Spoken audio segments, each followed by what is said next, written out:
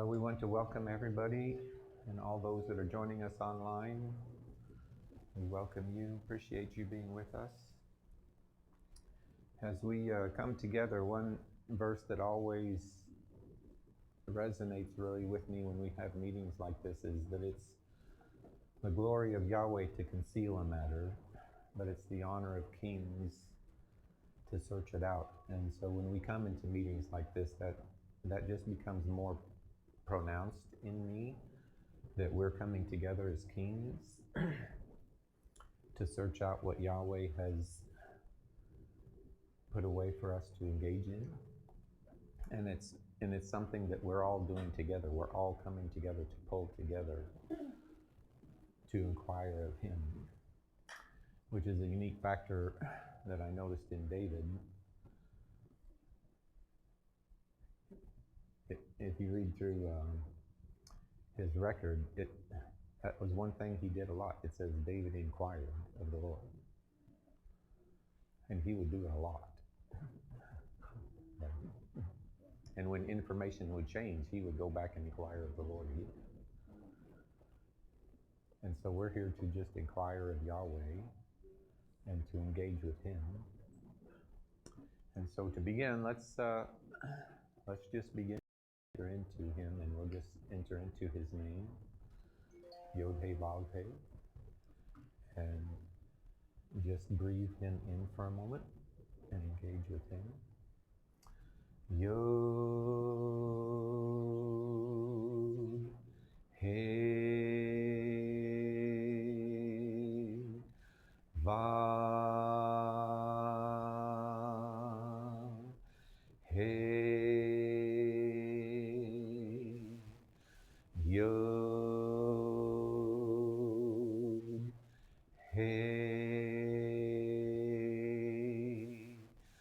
Vav He,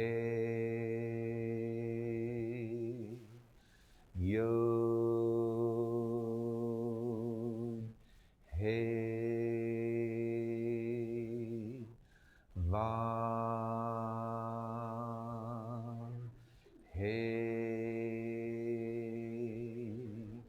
Yod He Vav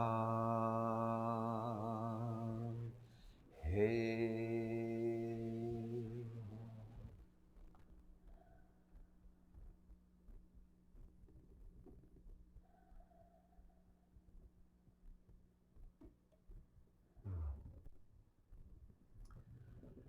So this morning I'd like to begin something Yahweh's been talking to me about. And he gave me this title, The Whirlwind of Yahweh's Oneness.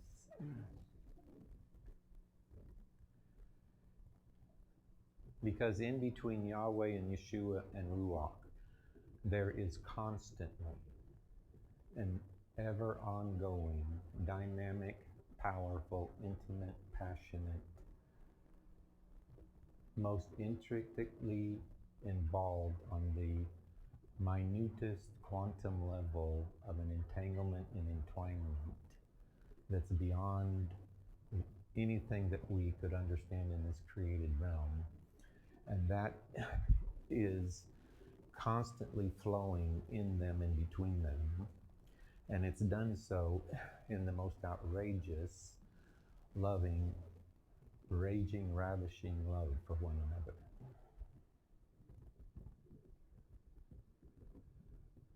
And they really don't care what we think about it.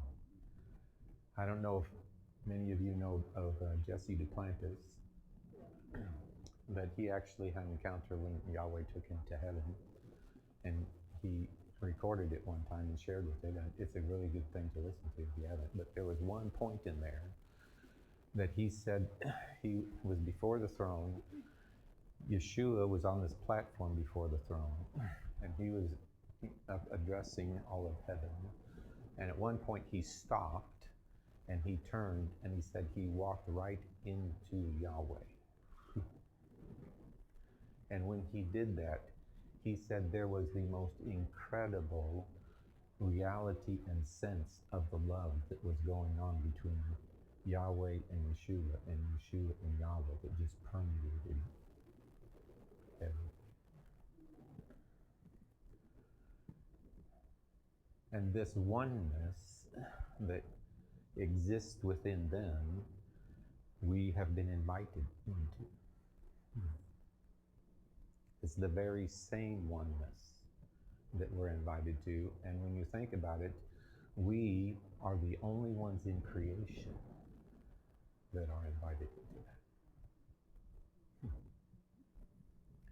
I mean, we hold a very honored place in Yahweh. That you and I are invited into this whirlwind of oneness with Him. Now, the reason Yahweh gave me that phrase, the whirlwind of oneness, is because in Hebrew, the word for whirlwind is sa'ar.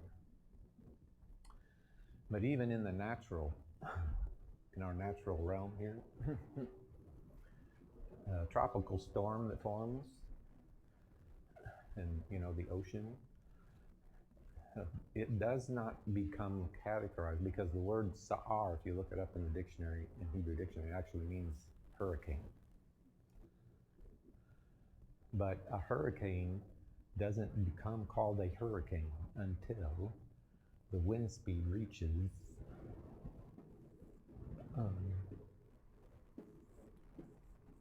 74 miles an hour. And it's interesting to me that does that, because this would be our friend Ayin Dalet,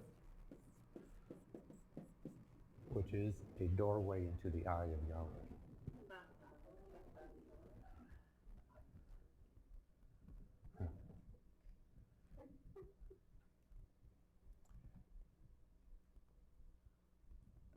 And it's also interesting, the first time that word whirlwind is used in Scripture is when Yahweh came to take Elijah.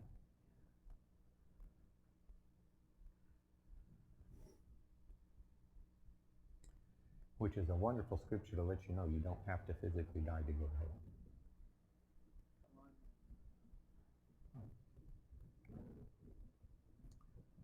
You can just go in a whirlwind. But this 7 can also be seen as Zayin. And Zayin, one of the references to Zayin is to be in the crown, which is to be in the realm of pleasure. So a hurricane is actually a doorway into the pleasure of Yahweh.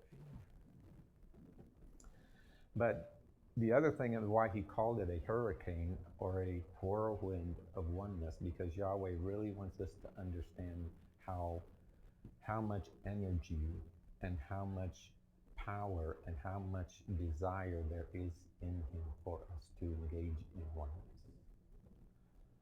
This is not a little dabble-doo thing. Yahweh wants us to be one with him and engage with a oneness in him that transcends a whole lot of everything we've ever thought about what oneness meant. And I like the image in Doctor Strange when he's on his journey to go seek out the mystical one, the ancient one. And he finally gets there, and he's at the door. And he has this other guy there that helped him finally get to that place where he's just about to go enter into to see the ancient one, which, prophetically is Yeshua. And he says, let me give you some advice. Forget about anything and everything you think you know. Right? Because when he steps through that door, he's going to encounter somebody that transcends anything and everything that he knew up to getting to that door. And there are times it's like that with Yahweh. It's just like you think you know, and then you come to a door, and when you get to that door, you just have to just, everything that you have ever learned to that point, you just give thanks to Yahweh for, and you set it down, and you step in that door, because what you're about to step into will not fit in what you knew before. That's right. Right?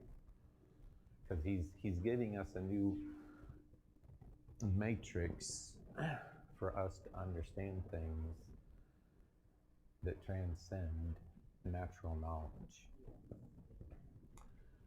So, Zayin, I mean, that's one of the things, but Yahweh has always wanted us to be one, and one of the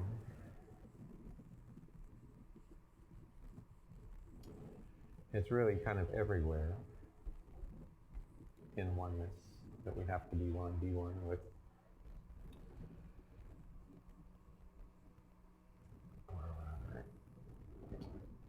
And I would, I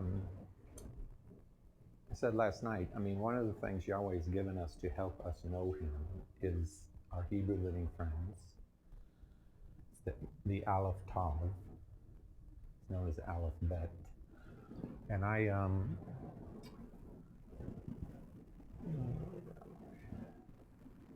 there you are. I knew it was in here somewhere. This is what makes fun, this little fun gadget here. This is Genesis 1:1. In the beginning, God created the heavens and the earth. In Hebrew, it's Bereshit bara Elohim et hashamayim vayet haaretz. And Yahweh, if we notice that in English, it acts like in the beginning God created the heavens and the earth, right? That's how we come to know that. But what this verse doesn't do is incorporate that word. You notice that's not in there? That word is the Aleph Tav, or our Hebrew living friends. And even in that, Yahweh is letting us know how important oneness is. Because Aleph is the number one. It actually means oneness. It means, and so all of these Hebrew living friends that Yahweh's given us, it begins with Aleph, right? It begins with oneness. His whole intent, his whole desire, his whole reality that he created for us is this dynamic of being in an intimate, passionate oneness with him. And that's always like been his dream and his goal. And what gives him ultimate pleasure is when we step into being in that oneness, and we learn how to live, and we learn how to breathe and eat and live our lives within that oneness. So the Aleph Tav is to be one. Oops.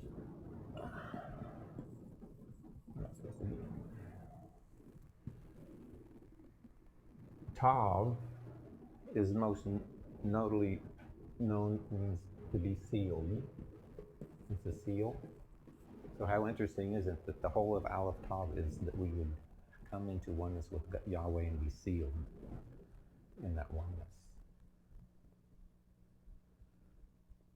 I mean, he gives you the picture right off the bat that he is interested in you being one with him and never not ever being one with him. That is his whole intent and desire, is to pull you and bring you in to the fullness of being one with him and living in that. Because everything else actually flows out of that.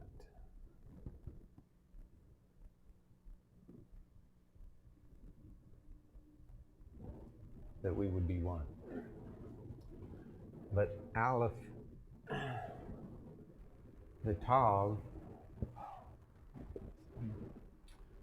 is the number 400, which is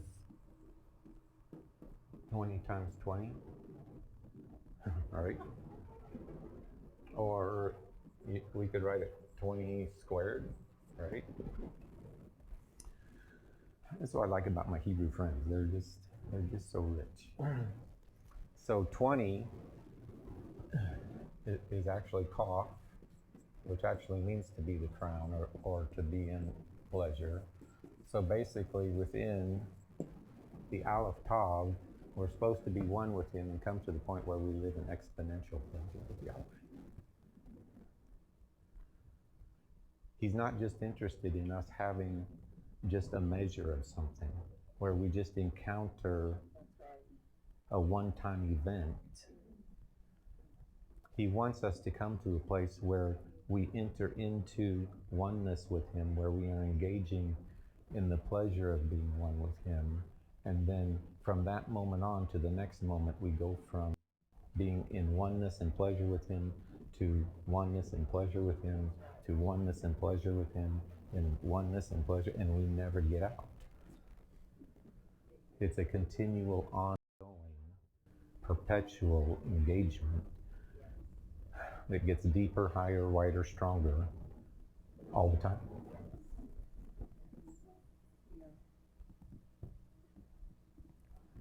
And he wants us to be able to engage that and live in that reality.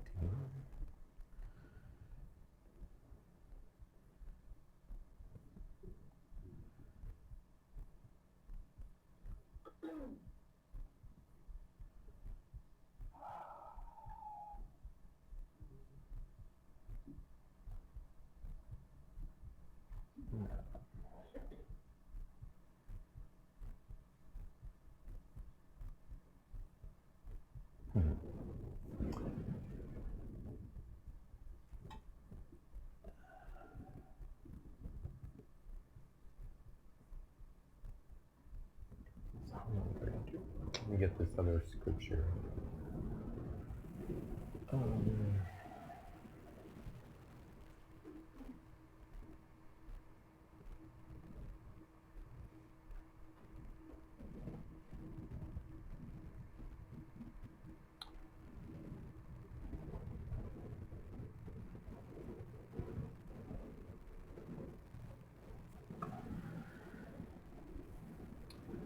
So here's one verse that reveals to us Yahweh's desire, written by our friend David, which we'll hear from shortly.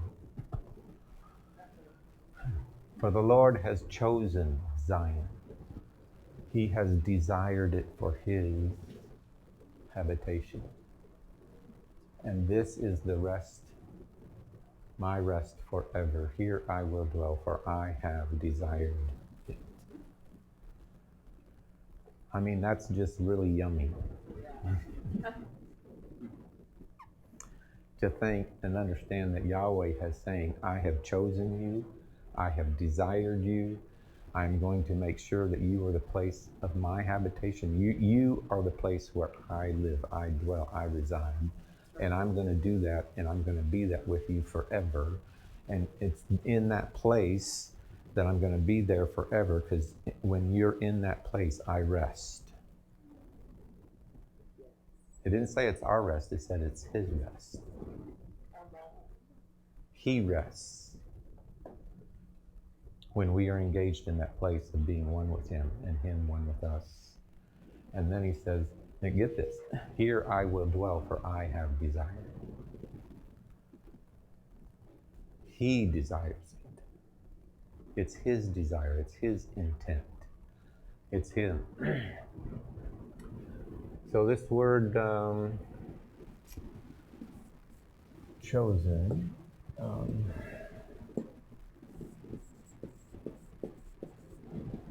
is a fun word. Barak, I think. Bakar, that's what it is, yeah. Bakar.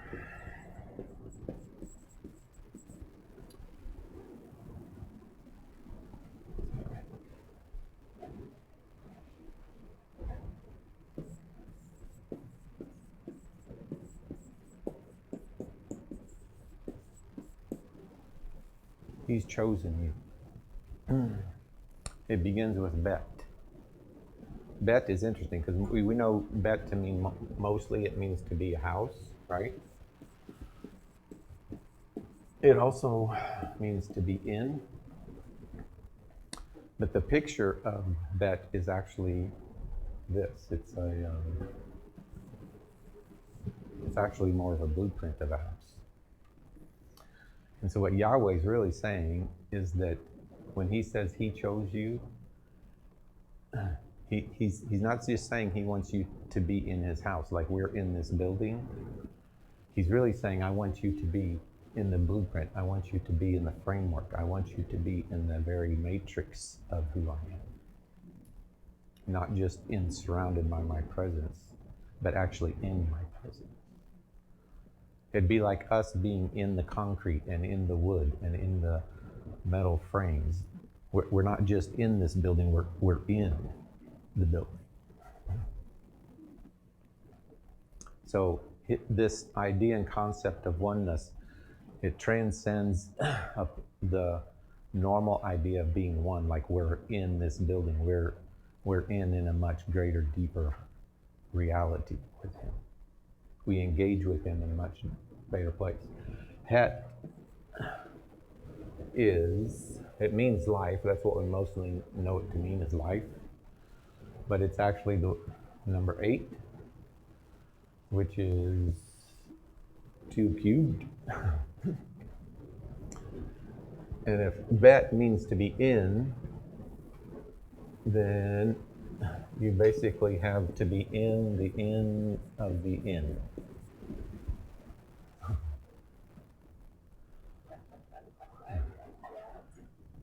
So when he's saying he chose us, he's saying, I've created a framework where I can be within the within of the within of who you are. And that totally relates to our Old Testament example of outer court, inner court, holy of holies. Okay? He's basically saying no part of you is left out. Spirit, soul, and body, everything. He wants to be in all of it. We have to get over the idea that our body is a throwaway thing. That it's just an earth suit. And as soon as you leave earth, you don't need it anymore. That is not his intent. His intent is for you and your body to always be together forever. You know, Yeshua, when he rose from the dead, he went back and got his body. He didn't leave it behind. And we're not leaving our bodies behind. They're coming into the fullness of this oneness with Yahweh with us. Right? Because we've been liberated from death, and just as Yeshua dies no more, we die no more. So we ever live with him. And our bodies get to enjoy that also. So anyway, and then you get to Resh, which means to be in the highest places. So when he's saying he chose you to be a house or to be a framework where he could be within the within the within in the highest way.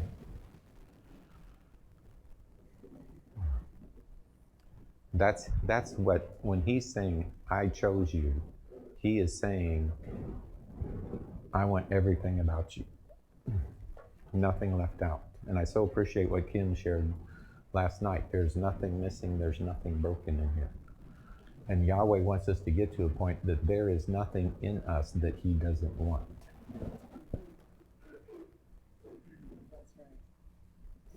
Which causes our brains to go tilt because we're so built on right and wrong. And if I do something wrong, then Yahweh doesn't want that. So then that part of me can't get in. And Yahweh's saying, no, I want all of you. I want to be within the within of the within of all of you. All of your spirit, all of your soul, all of your body, all of you. I want to be in. So he chose us.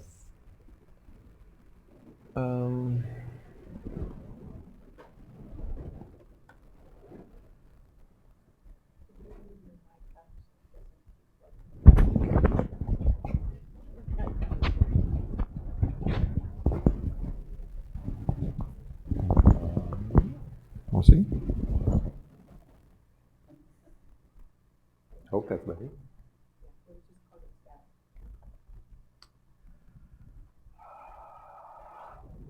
And then that word desire, I have desired it, is Abba.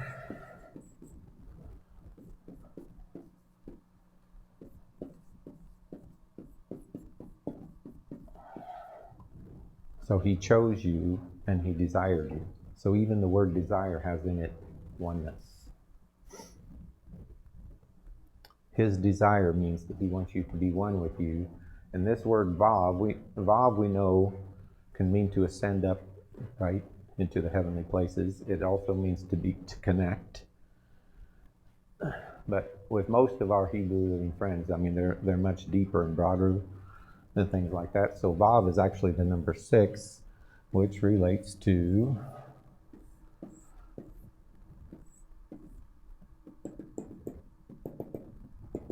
a 6-sided object, right? So now you have height and depth and width. So in essence, vav is saying that when you're connected in the highest, widest, and deepest way. It's not just, I'm connected. Right? Yahweh is saying, in the highest way, in the deepest way, in the fullest, most complete way, I want to be connected in oneness with you. And then Hey is breath, right? And we're going to talk more about breath and the importance of breath and breathing. Basically, he's saying he desires, right? So this is his desire for us. So he desires oneness in the highest, widest, deepest way, being connected with our breath. He wants to have an intimate time of just breathing with you, where you allow him to inhale your breath. It's not just about us breathing him in. He wants to breathe us in.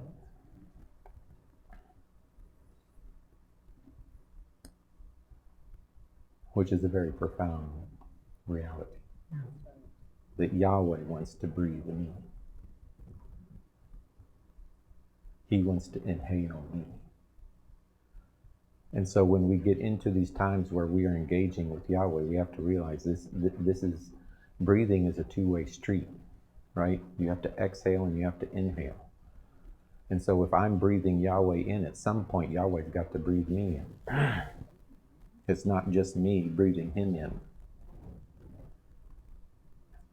I've got to understand that there's this flow, this dynamic flow that of an exchange between me and him.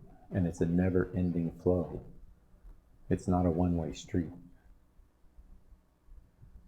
And Yahweh is wanting us to breathe him in and then let him breathe us in.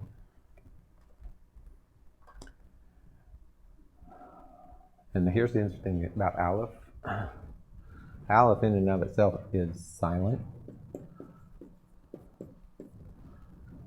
It doesn't have a sound. So within oneness in Yahweh, you get to a place where you go beyond words.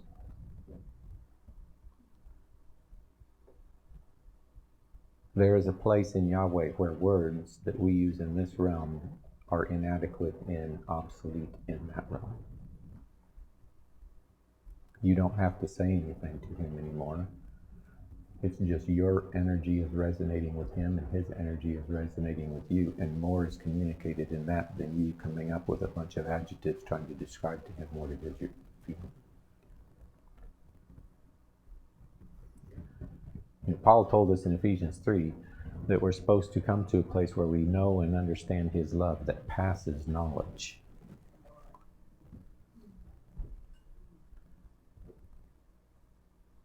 It's not about an intellectual understanding. Intellectual understanding comes as a byproduct of engagement with him. But it's not about trying to understand him in the framework of what you can do in your mental capacity. It's about getting to that point where you get to a place where this brain doesn't understand. And that's okay. It doesn't have to. It tries. You understand? It tries to take everything that it encounters and tries to put it in some kind of a framework that it can get a hold of. But there are some things that are so wonderful that you cannot find words to describe them. And you don't have to. And to be able to be in a place where you're in complete freedom and liberty with Him, that when you engage with Him and you engage with Aleph, you engage with Yahweh, you get to that point where it's just complete silence as far as what we're used to in communicating.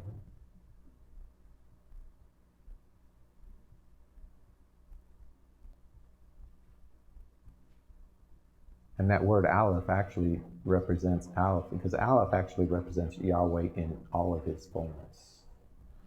Which means, because Aleph in picture form is the ox. So this closed loop would be creation. And this up here would be eternity. And as it says in Isaiah, that Yahweh inhabits eternity. So Aleph actually represents the fact that He encompasses everything. He transcends everything. If you could put all of creation and all of heaven and put it in a ball like this, that ball would not equal Yahweh. I like how Kim put it. If this whole board represented Yahweh, that dot represents creation. It's inside of Him. It will never get bigger than Him. Even our known universe that's, hundreds of trillions of light years across, that's still a little dot to Him. So this oneness He wants to bring us into is a transcendent oneness. It's not based on anything in this realm. It's not based on where you were born, what color of your skin, how much money you make, how talented you are. It's not based on any metric here. Your oneness with Him is a transcendent oneness.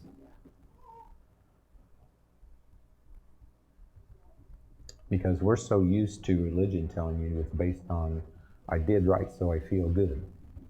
And because I feel good and I feel like I'm okay with Him, then I can be one with Him. But if I did something that's wrong, then I feel bad. And as long as I feel bad, then I can't be one with Him anymore because I feel bad.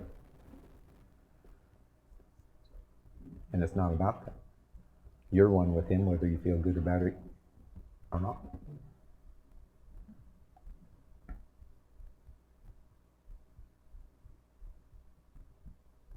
Which is a really fun exercise when you do something and you really do feel bad.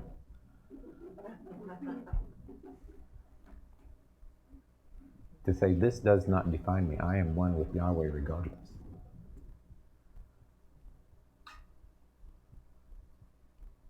Which brings me to my wonderful friend Adam.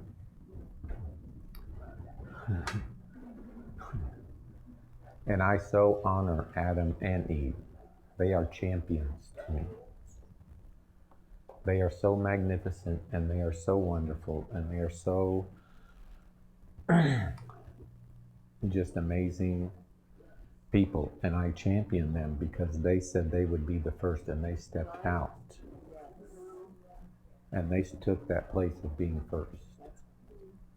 And we have no really record of how long they lived with Yahweh in the before. Because there's no time reference. It could have been eons. It's not like our Bible reads that page 1, they're created, page 2, they messed up. It's not like that. They lived with Yahweh in Eden, in pleasure, in perfection, in an ultimate oneness that they engaged in, and they walked in that and lived in that for a really, really, really long period of time. And I champion them and I honor them. And to me, that is more important to me than Because every other reference we ever have of Adam and Eve is always about their bad day. And I just honor them because that bad day does not define them. That's right. Because even Adam, as he told me, he's in a better place in Yeshua than he was then.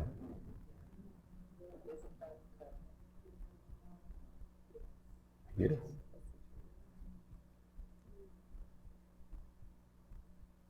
But even on his bad day, the first person to show up was Yeshua, right? And all of our religious structures tell us that if you're in sin, then you're separated from Yahweh, and he can't be around you. He can't stand to be around you. He can't look at you. You're foul-smelling, ugly thing to him. But that's not what the record says. The very first person to show up after that was him, and there was not a shred of condemnation in him towards Adam.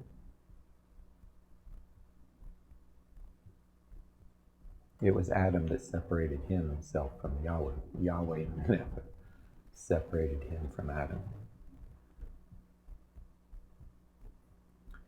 And then Yahweh, as I was spending time with him, and I was in the back 40, and I gotten done, and I started walking back, and Yahweh says, oneness is hidden in Genesis 3:15. I said, really? So let me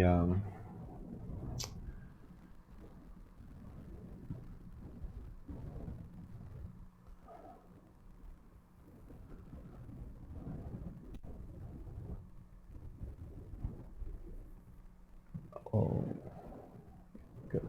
Okay. Genesis 3:15. This is what he's talking. He's talking to the serpent, right? And I will put enmity between you and the woman, and between your seed and her seed, and it shall bruise your head, and you shall bruise his heel. So this is what Yahweh is telling the serpent. I'm going to put enmity between you and the woman. And that word, enmity,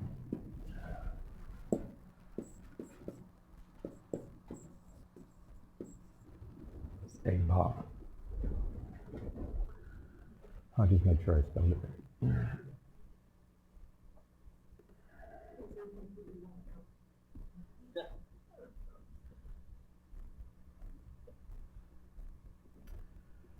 Yep, Eba. Which is, oh, come on. Go up.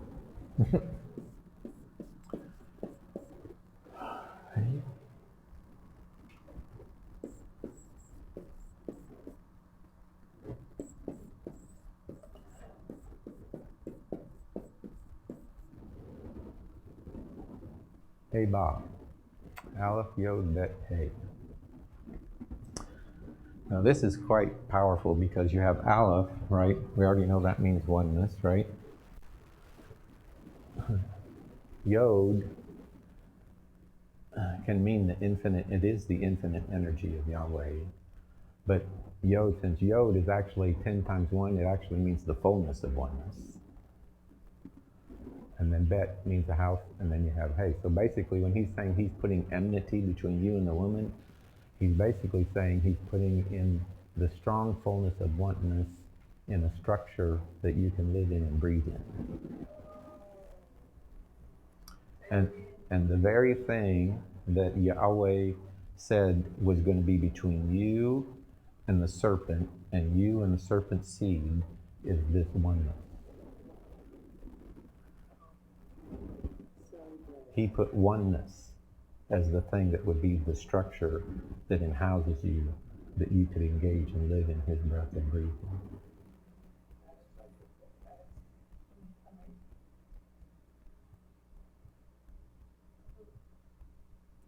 He never separated himself from us, and he says the very thing that's going to protect you is to be able to learn how to live in it. And you read through the Old Testament, and anybody who engaged in being one with Yahweh created a structure around him where they could engage in embracing and beholding and breathing Yahweh.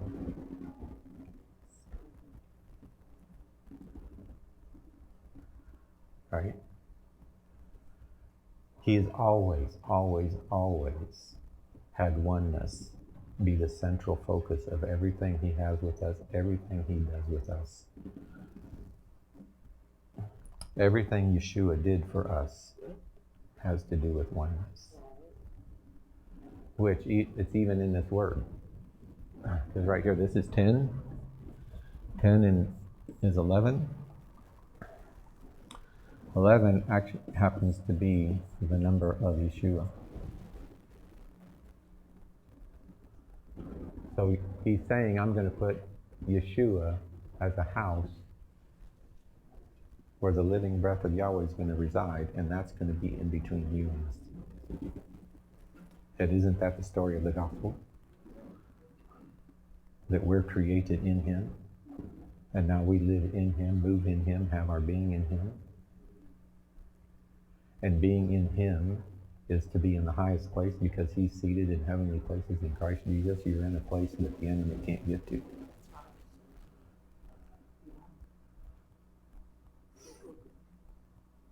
I'll never forget when Grant and Sam were here. And in his sharing, he said, you know, I finally gotten to the point, you know, where I don't fight the devil anymore. I'm like, well, that's an interesting concept. What do you mean by that?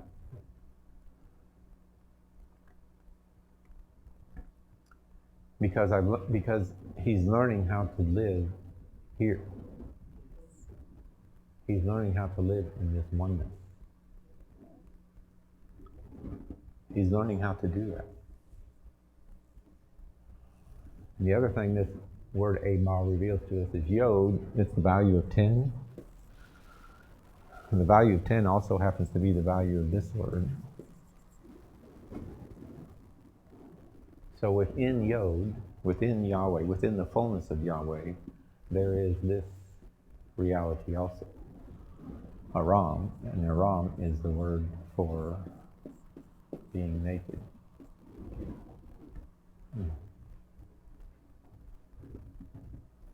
And Yahweh wants us to get to a point where we are one and naked and unashamed with him in a house and in a structure of being in his breath.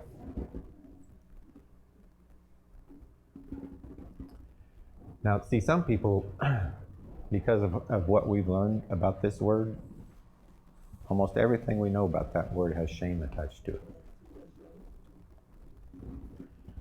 The first reference of that word, there is no shame attached to that word. Genesis 2:25. And Adam and Eve were naked and they were not ashamed. When they were with Yahweh in the before, they lived in a place where they were naked and not ashamed of him.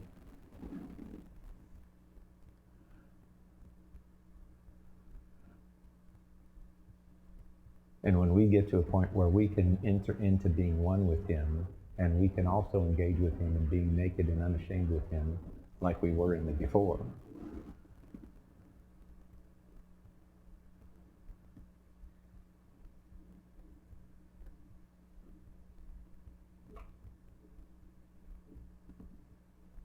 you're living in the reality of the framework Yahweh has always desired for us to live in.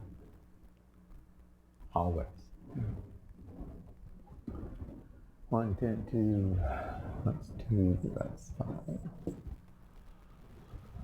11, 13, 15, 18. So that word, Abba, as I said before, this is a het, which means what? To be within the within the within.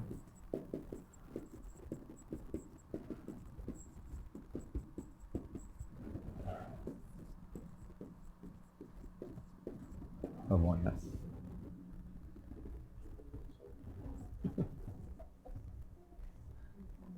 Yahweh wants us to embrace the reality and the power and the strength of what it means to be one with Him.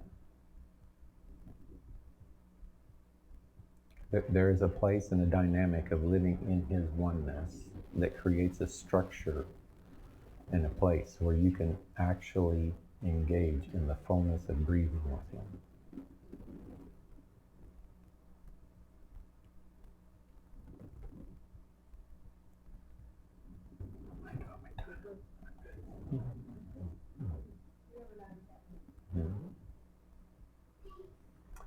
Because I'll talk tomorrow about how breathing is so centrally important, and it was especially important with our friend Enoch.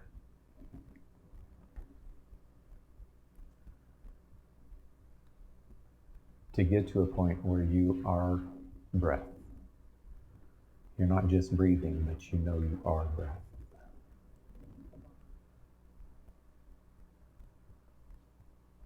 Because when you breathe, in the natural, you take in air, it goes into your lungs, and from your lungs it is then distributed to every cell of your body.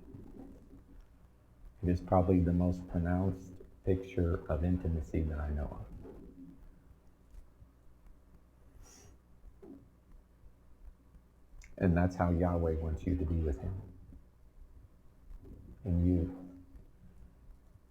are in Him. He wants us to be able to be inhaled by Him and go into every part of Him. To go into every facet of Him. You know, He wants everybody in this room to be able to go into a place of Him no one else has ever been before.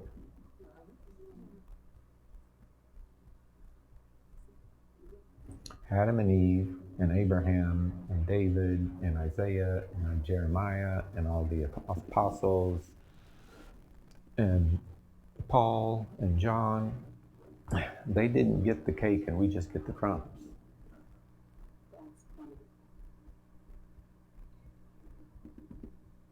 You can have your own cake.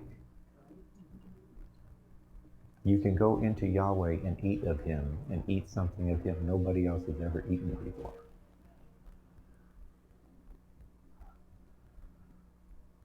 That's just how good He is.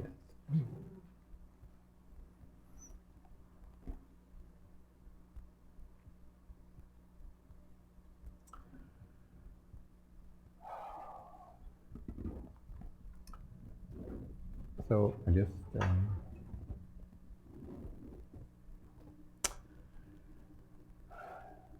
just want to encourage you to understand this framework of oneness. It's always been with Yahweh. It's always been there. He's never separated. He's never taken away oneness away from us. And in fact, even like in Genesis 3:15, He made oneness to be the very thing that would create a bubble around you that would be the thing between you and the serpent.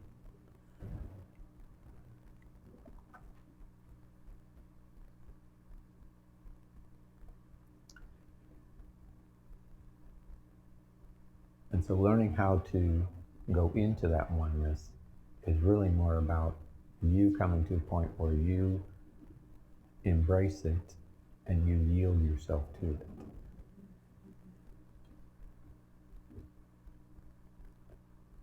You're not fighting one. You're not trying to become one. You already are. You're just stepping into what you already are.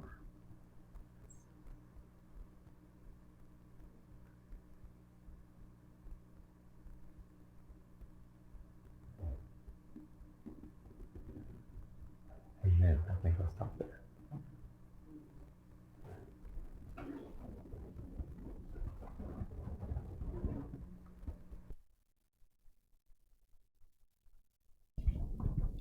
We're going to give everybody 5 minutes to take a potty break, and then we're going to start right sharply at 11 with Jamie Bokelman.